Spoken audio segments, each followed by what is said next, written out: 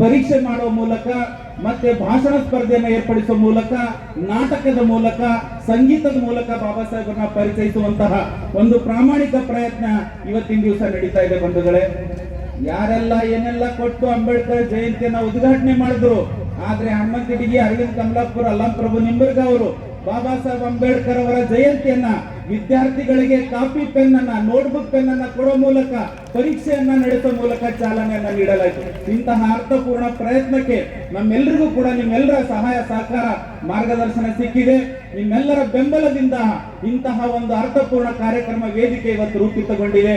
ನಿಮ್ಮೆಲ್ಲರಿಗೂ ಕೂಡ ಈ ಸಂದರ್ಭದಲ್ಲಿ ಗೌರವದಿಂದ ನೆನೆಯುತ್ತಾ ಇಂತಹ ಒಂದು ಅರ್ಥಪೂರ್ಣ ಕಾರ್ಯಕ್ರಮಕ್ಕೆ, ಯಾಕಂದ್ರೆ ಬಾಬಾ ಸಾಹೇಬ್ ಅಂಬೇಡ್ಕರ್ ಅವರ ಜಯಂತಿ ಇದು ನಮಗೆ ಒಂದು ಹಬ್ಬ. ಈ ದೇಶದ ಪ್ರತಿಯೊಬ್ಬ ನಾಗರಿಕರಿಗೂ ಕೂಡ ಬಾಬಾ ಸಾಹೇಬ್ ಅಂಬೇಡ್ಕರ್ ಅವರ ಹುಟ್ಟು ಹಬ್ಬ ಅಂದ್ರೆ ನಾವೆಲ್ಲರೂ ಕೂಡ ಅದನ್ನ ಬಹಳ ದೊಡ್ಡ ಮಟ್ಟದಲ್ಲಿ ಒಂದು ಉತ್ಸವದ ರೀತಿಯಲ್ಲಿ ಮಾಡಬೇಕಾಗಿರ್ತಕ್ಕಂಥ ಜವಾಬ್ದಾರಿ ಇದ್ದಿರೋದ್ರಿಂದ ಬಾಬಾ ಸಾಹೇಬ್ ಅಂಬೇಡ್ಕರ್ ಜಯಂತಿ ಅದು ಅರಿವಿನ ಉತ್ಸವ ಆಗಬೇಕು ಅಂತಕ್ಕಂಥ ಉದ್ದೇಶದಿಂದ ಈ 6 ದಿನಗಳ ಕಾರ್ಯಕ್ರಮವನ್ನ ನಾವು ರೂಪಿಸಿದ್ದೇವೆ. ಈ ಒಂದು ಕಾರ್ಯಕ್ರಮದ ಇವತ್ತಿನ ಉದ್ಘಾಟನೆ ವೇದಿಕೆಯನ್ನ ಈ ಭಾಗದ ಅತ್ಯಂತ ಹಿರಿಯ ಹೋರಾಟಗಾರರು, ನಮ್ಮೆಲ್ಲರಿಗೂ ಕೂಡ ಮಾರ್ಗದರ್ಶಕರು, ಹಿರಿಯರಾಗಿರ್ತಕ್ಕಂಥ ಆಯುಷ್ಮಾನ್ ಡಾಕ್ಟರ್ ಶಿವರಾಮ್ ಮೋಗಾ ಸಾಹೇಬರ ವೇದಿಕೆಯಲ್ಲಿ ಇವತ್ತಿನ ಈ ಒಂದು ವೇದಿಕೆಯನ್ನ ರೂಪಿಸಲಾಗಿದೆ. ಇಂತಹ ಒಂದು ಅರ್ಥಪೂರ್ಣ ಕಾರ್ಯಕ್ರಮಕ್ಕೆ ನಾವು ಏನಂತಂದ್ರೆ ಯಾರನ್ನ ಆಹ್ವಾನಿಸಬೇಕು ಅಂತಂದಾಗ ಈ ನಾಡಿನಲ್ಲಿ ಬಾಬಾ ಸಾಹೇಬ್ ಅಂಬೇಡ್ಕರ್ ಅವರ ವಿಚಾರಗಳನ್ನ, ಬೌದ್ಧ ಧರ್ಮದ ವಿಚಾರಗಳನ್ನ ಬಹಳ ನಿಷ್ಠೆಯಿಂದ, ಬಹಳ ಪ್ರಾಮಾಣಿಕವಾಗಿ ಪರಿಚಯಿಸ್ತಕ್ಕಂಥ ನಿಟ್ಟಿನಲ್ಲಿ ತಮ್ಮನ್ನು ತಾವು ತೊಡಗಿಸಿಕೊಂಡಿರ್ತಕ್ಕಂತಹ, ಸಾಮಾನ್ಯವಾಗಿ ಕಲಾವಿದರಂದ್ರೆ ವೈಚಾರಿಕ ಪ್ರಜ್ಞೆಯಿಂದ ದೂರ ಇರ್ತಾರೆ ಅಂತ ನಾವು ಅನ್ಕೊಂಡಿದೀವಿ. ಆದ್ರೆ ಆಯುಷ್ಮಾನ್ ಅಶೋಕ್ ಸರ್ ನೋಡಿದಾಗ, ಅವರ ಬರವಣಿಗೆಯನ್ನು ನೋಡಿದಾಗ ಅವರೊಬ್ಬ ನೈಜ ಅಂಬೇಡ್ಕರ್ ವಾದಿ, ನೈಜ ಬುದ್ಧ ಅನುಯಾಯಿ ಅಂತ ಹೇಳಿ ನಮಗೆ ಕಂಡ್ರು. ಅವ್ರನ್ನ ನಾವು ಸಂಪರ್ಕ ಮಾಡಿದಾಗ ಸರ್ ಅವರು ತಮ್ಮ ಚಲನಚಿತ್ರ ನಟನೆಯಲ್ಲಿ ಅತ್ಯಂತ ಒತ್ತಡದಲ್ಲಿ ಇದ್ರೂ ಕೂಡ ಏನಂದ್ರೆ ಸರ್ ಈ ರೀತಿಯ 6 ದಿನಗಳ ಕಾರ್ಯಕ್ರಮ ಇದ್ದಿರೋದ್ರಿಂದ ಅವರಿಗೆ ನಾವು ಮನವಿಯನ್ನ ಮಾಡಿಕೊಂಡಾಗ ಡಾಕ್ಟರ್ ಆರ್ ಮಹೇಶ್ ಅವರ ಮೂಲಕ ಅವರಿಗೆ ಸಂಪರ್ಕ ಮಾಡಿದಾಗ ಬಹಳ ಸಂತೋಷದಿಂದ ಏನಂದ್ರೆ ನಮ್ಮ ಕಾರ್ಯಕ್ರಮಕ್ಕೆ ಏನಂದ್ರೆ ಅವ್ರು ಬರೋದಕ್ಕೆ ಒಪ್ಕೊಂಡಿದ್ದಾರೆ. ಅಷ್ಟೇ ಅಲ್ಲ, ಇವತ್ತು ಬಂದು ಇಂಥ ಒಂದು ಅರ್ಥಪೂರ್ಣ ಕಾರ್ಯಕ್ರಮದ ಉದ್ಘಾಟನೆಯನ್ನ ಮಾನ್ಯರು ಮಾಡ್ತಾ ಇದ್ದಾರೆ. ಅವರಿಗೆ ಇಡೀ ಕಲಬುರಗಿ ಜಿಲ್ಲೆಯ ಜನತೆ ಪರವಾಗಿ ನಾನು ತುಂಬು ಹೃದಯದ ಸ್ವಾಗತವನ್ನ ಕೋರ್ತೇನೆ ಸರ್. ಅವರು ಬಹುಮತ ಪಡ್ಕೊಂಡು ಸಂವಿಧಾನವನ್ನು ಬದಲಾವಣೆ ಮಾಡಬೇಕು ಅಂತ ಹೊರಟಿದ್ದಾರೆ. ಆ ಪ್ರಯತ್ನ ನಮ್ಗೆ ಅರ್ಥ ಆಗ್ತಾ ಇದೆಯಾ? ಅದ್ರ ಬಗ್ಗೆ ನಾವು ಆಲೋಚನೆ ಮಾಡ್ತಾ ಇದೆಯಾ? ಯಾವ ರಾಜಕೀಯ ಪಕ್ಷ ಅಂತ ನಾನು ಹೇಳಲ್ಲ, ರಾಷ್ಟ್ರೀಯ ಪಕ್ಷ ಅಂತ ನಾನು ಹೇಳಲ್ಲ. ಸಂವಿಧಾನವನ್ನ ಬದಲಾವಣೆ ಮಾಡಕ್ಕೆ ಪ್ರಯತ್ನ ಪಟ್ಟವರ ಕೈಯನ್ನ ಕತ್ತರಿಸ್ತೀವಿ ಅಂತ ನಾವು ಹೇಳಬೇಕಾಗಿದೆ. ಈಗ ಆ ಮಟ್ಟದ ಧೈರ್ಯ, ಆ ಮಟ್ಟದ ಜಾಗರೂಕತೆ ನಾವು ಬೆಳೆಸ್ಕೊಳ್ದೆ ಹೋದ್ರೆ ಮತ್ತೆ ನಾವು ಸಾವಿರಾರು ವರ್ಷಗಳ ಹಿಂದಕ್ಕೆ ಹೊರಟೋಗ್ತೀವಿ. ಮತ್ತೆ ನಮ್ಮ ತಲೆಯ ಮೇಲೆ ಮಲವನ್ನು ಹೊರಬೇಕಾಗುತ್ತೆ.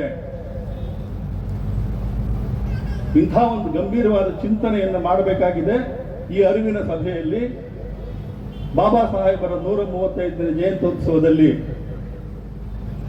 ದೀಪದ ಸಾಲುಗಳನ್ನು ಹಾಕೋದಲ್ಲ, ದೊಡ್ಡ ದೊಡ್ಡ ವೇದಿಕೆಗಳನ್ನು ಕಟ್ಟೋದಲ್ಲ, ಚುನಾವಣೆಗಳಲ್ಲಿ ನಿಲ್ಲಬೇಕು. ನಾವು ಅಧ್ಯಯನ ಮಾಡಬೇಕು, ಏನ್ ನಡೀತಾ ಇದೆ ದೇಶದಲ್ಲಿ. ಇಂಗ್ಲಿಷ್ ಪತ್ರಿಕೆಗಳನ್ನು ಓದಬೇಕು, ನಾವು ಇಂಗ್ಲಿಷ್ ಭಾಷೆಯನ್ನ ಕಲಿಬೇಕು, ಮಾತೃಭಾಷೆಯನ್ನ ಕಲಿಬೇಕು. ಏನಾಗ್ತಾ ಇದೆ ದೆಹಲಿಯಲ್ಲಿ, ಏನಾಗ್ತಾ ಇದೆ, ಏನು ಹುನ್ನಾರಗಳನ್ನ ಮಾಡ್ತಾ ಇದ್ದಾರೆ, ಯಾವ್ಯಾವ ಇಲಾಖೆಯಲ್ಲಿ ತಮ್ಮವ್ರನ್ನ ಕೂಡಿಸ್ತಾ ಇದ್ದಾರೆ. ಮೂಲಭೂತವಾಗಿ ಚುನಾವಣೆಯನ್ನು ಬದಲಾವಣೆ ಮಾಡಕ್ಕೆ ಹೊರಟಿದ್ದಾರೆ, ಮತದಾನದ ಹಕ್ಕನ್ನು ಕಿತ್ಕೊಳ್ಳಕ್ಕೆ ಹೊರಟಿದ್ದಾರೆ. ಇದ್ರ ಬಗ್ಗೆ ನಾವು ಗಂಭೀರವಾಗಿ ಆಲೋಚನೆ ಮಾಡ್ತಾ ಇದ್ದೀವಾ? ನಮ್ಮ ಯುವಕ ಯುವತಿಯರು ಇದ್ರ ಬಗ್ಗೆ ಆಲೋಚನೆ ಮಾಡ್ತಾ ಇದ್ದಾರೆ. ದೇಶದ ಬಗ್ಗೆ, ನನ್ನ ಉದ್ಯೋಗ, ನನ್ನ ಬದುಕು, ನನ್ನ ಮದುವೆ, ನನ್ನ ಮನೆ, ನನ್ನ ಸುಖ. ದೇಶ ಇದ್ರೆ ತಾನೆ ಇವೆಲ್ಲ ಇರೋದು. ನಮ್ಗೆ ಸ್ವಾತಂತ್ರ್ಯ ಇದ್ರೆ ತಾನೆ ನಾವೆಲ್ಲ ಉಳಿಸ್ಕೊಳ್ಳೋಕೆ ಸಾಧ್ಯ. ಅದನ್ನ ಆಲೋಚನೆ ಮಾಡಬೇಕಾಗಿದೆ. 700 ಕಿಲೋಮೀಟರ್ ಬಂದು ನಾನು ನಿಮಗೆ ಹಾಡು ಹೇಳ್ಬಿಟ್ಟು ಹೋಗೋಕೆ ಸಾಧ್ಯ ಇಲ್ಲ. ಇದನ್ನ ಹೇಳಬೇಕಾಗಿದೆ. ನಾನು ಅದಕ್ಕೋಸ್ಕರ ಬಂದಿದ್ದೇನೆ, ಅದನ್ನು ಉದ್ಘಾಟನೆ ಮಾಡಕ್ಕೆ ಬಂದಿದ್ದೇನೆ. ನಾನು ನಮ್ಮ ಸ್ವಾತಂತ್ರ್ಯ ಅಪಾಯದ ಅಂಚಿನಲ್ಲಿದೆ, ಅದನ್ನು ಉಳಿಸ್ಕೋಬೇಕಾಗಿದೆ. ಇಂಥ ಅರಿವಿನ ಉತ್ಸಾಹವನ್ನ ಉದ್ಘಾಟನೆ ಮಾಡೋದಕ್ಕೆ ನನಗೆ ಸಂತೋಷ ಆಗ್ತಾ ಇದೆ.